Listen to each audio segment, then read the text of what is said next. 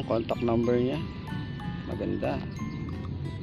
Kaya binibenta. Ano ang issue dito? Para sa mga mahihilig sa motor dyan. Kawasaki. Ayan, Kawasaki siya. Pero ilang taon na kaya ito?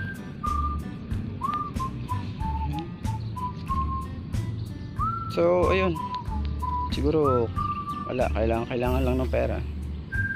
Ayan, yun yung contact number niya kung willing kayo. Ayan. So ayan, bye bye. What's up mga best, welcome back to my channel. I'm Marky. So check naman natin yung Rusi surf nila mga best. Check it out. So ito ang mga best ang surf.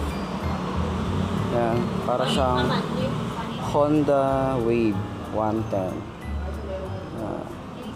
Para siyang Honda Wave 110. So naka disc brake na din siya mga best. Naka mugs na rin siya. At okay lang yung gulong niya. Sakto lang.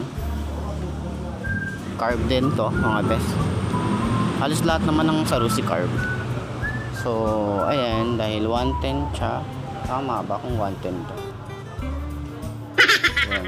Iwanag, ikaw, bobo, putakin na mo ka! Rear brake mga best, makina niya, kickstarter, tambucho niya mga best. Ayan. Ingat na lang tayo dito sa pasok.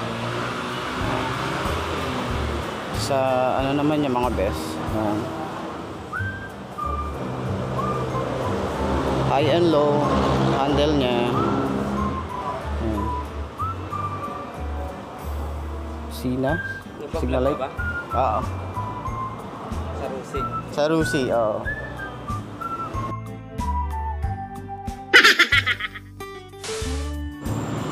Ayan mga best.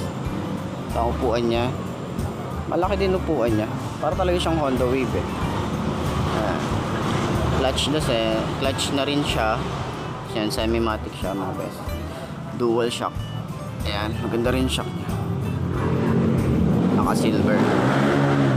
Ayan, naka drum brake din siya. Maliit lang yung sprocket niya mga best. So sa likod niya ay hindi pa siya LED. Ayan, yung toggle niya. So ayun lang mga best.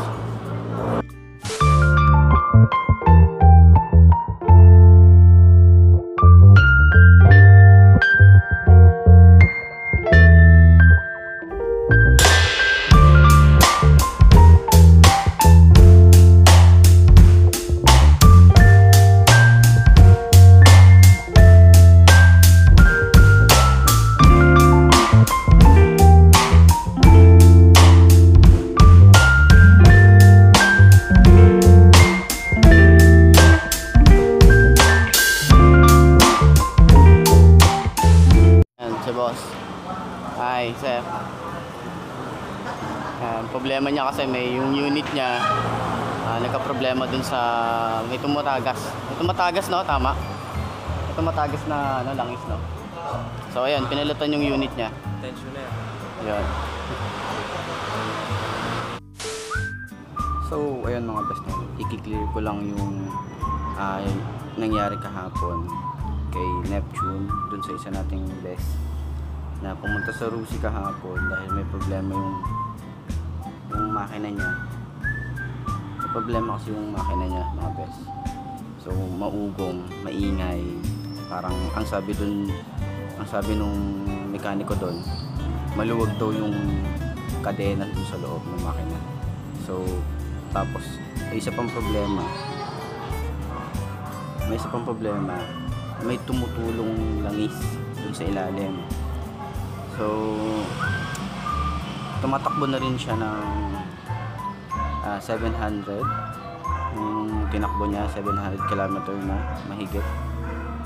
Then napagpasyahan doon sa Rusi, tinawag doon sa management kung ano yung dapat gawin. At kasi nga factory defect daw yung nangyari.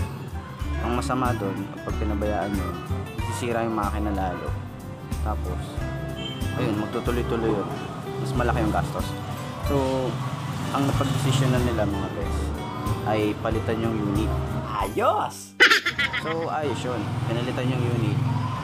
Ang ginawa lang ay yung speedometer tsaka yung gulong pinalit dun sa brand new. So, ayos pa rin yung ginawa. So, ang price ng Rusi Surf na to mga best ay 35k ang cash. Ang monthly niya ay 1,395 at ang down payment niya ay 2k. So, ayun mga best. So, ito na ba ang motor na babagi sa'yo mga best? Markahan mo na nga yan, mag-subscribe ka na nga mga best. I'm Mark2. Ciao! Kita-kita tayo next vlog. Yo, what's up mga best, no? Nakakita tayo ng Sigma rito. Ito yung patuloy kaninang vlog. So, pauwi na tayo galing work. Stig talaga, stig. Sana soon magkaroon ako ng ganito mga best, no? Ayan, SS250 Sigma. So, ganda talaga. Magklase.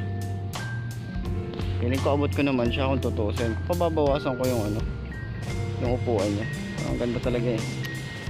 So, diyan ka lang Sigma. Stay. Ganda mo. Ganda mo talaga.